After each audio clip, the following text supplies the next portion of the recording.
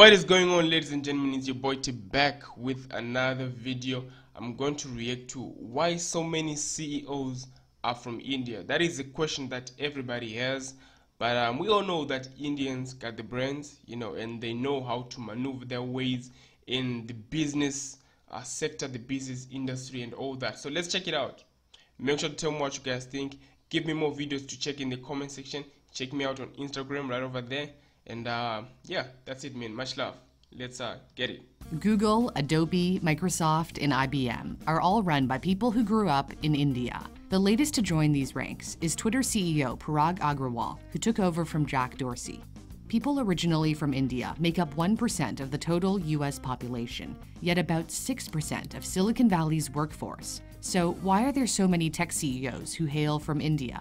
When Satya Nadella took over as CEO of Microsoft in 2014, the company was in bad shape. Bill Gates was reportedly an angry and difficult boss. His successor, Steve Ballmer, apparently wasn't any better.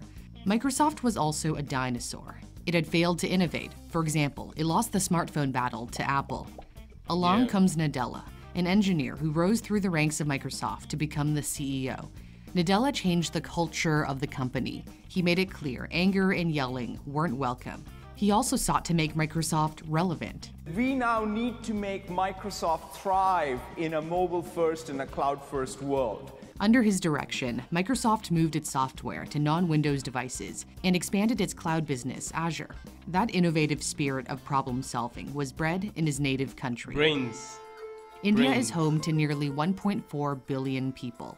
It's the second most populous country on Earth after China, and is expected to overtake China as the most populous country in a few years. Although India has made remarkable progress, poverty is still a major challenge.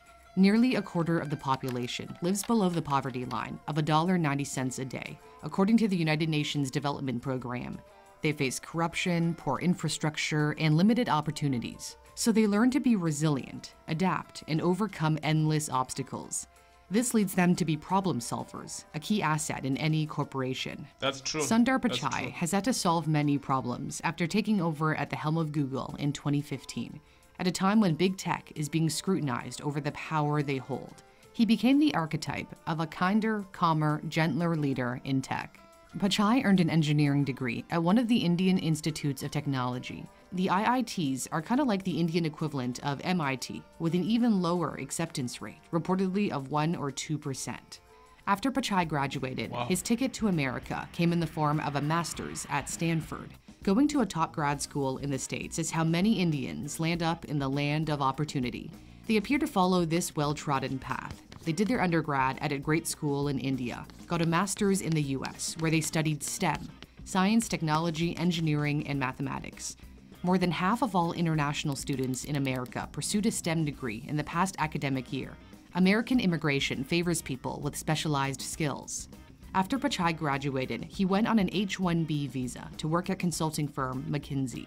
The H-1B allows American companies to employ foreign workers, many of whom are in IT-related fields. The US government awarded nearly 75% of these visas to Indians in 2020. In comparison, China trailed far behind in second, at 12%. The fact that so many Indians can speak English is a tremendous advantage in the West, and they're comfortable with American business culture, possibly because it mirrors the thriving IT industry back home in Bangalore, Chennai, and Hyderabad. They're also more likely to want to work overseas. 80% of Chinese international students return to China after graduating, according to China's Ministry of Education. Chinese entrepreneurs prefer starting their own companies at home. Alibaba is known as the Amazon of China. Tencent owns the messaging app WeChat, used by 1.2 billion people. Huawei is one of the giants of the tech industry. China's transition from a manufacturing hub to a tech hotbed has largely been driven by government policy.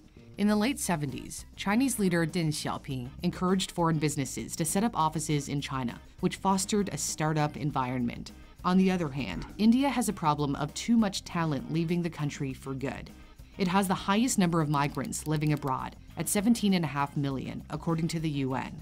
And more Indians gave up their passports to become naturalized American citizens in 2020 than the Chinese, continuing the trend from past years. However, the brain drain from India may be starting to recede.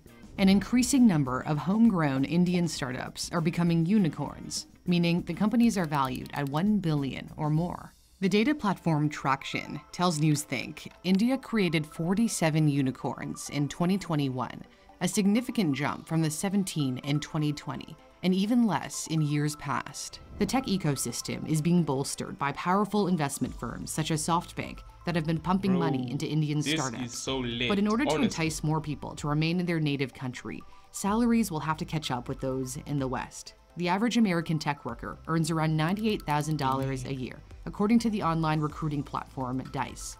Tech salaries in India vary greatly, but the job site Indeed pegs the median salary at $20,000 US, going up to as much as $33,000, which makes them some of the top earners in their country, but still, far less than what they'd make in the States.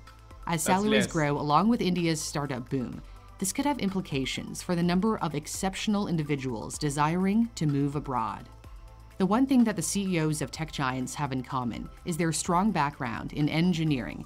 If you wanted to improve your STEM skills, my sponsor Brilliant can help you achieve your goals. Brilliant is a website and app that lets you tackle math, science, and computer science concepts in a fun and hands-on way. You can develop your critical thinking skills through their recently updated logic course that forms the basis for mathematical reasoning. Or you can jump right into their popular mathematical fundamentals course to master algebra, logic, and number theory. There's something for everyone, whether it's the foundations of computer science or learning about cryptocurrency. If you're stuck on a question or get an incorrect answer, you can read the explanation to see where you went wrong. Brilliant is free to sign up if you head to the custom link in my description. Damn, I mean that is lit, you know.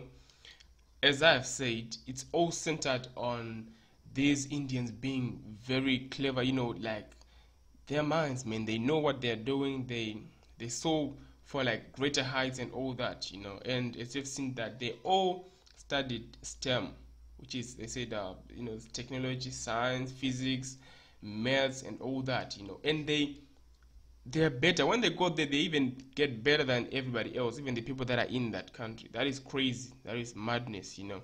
So yeah, this is why we're gonna say Indians, like, you know, ruling everything. And as time goes on, we're gonna see that it's gonna keep on, you know, going better and better as they have started to spread their wings even in their own country. So Ola, Paytm, a lot of them, man. That is crazy. But anyway, tell me what you guys think in the comment section. Much love. I appreciate it.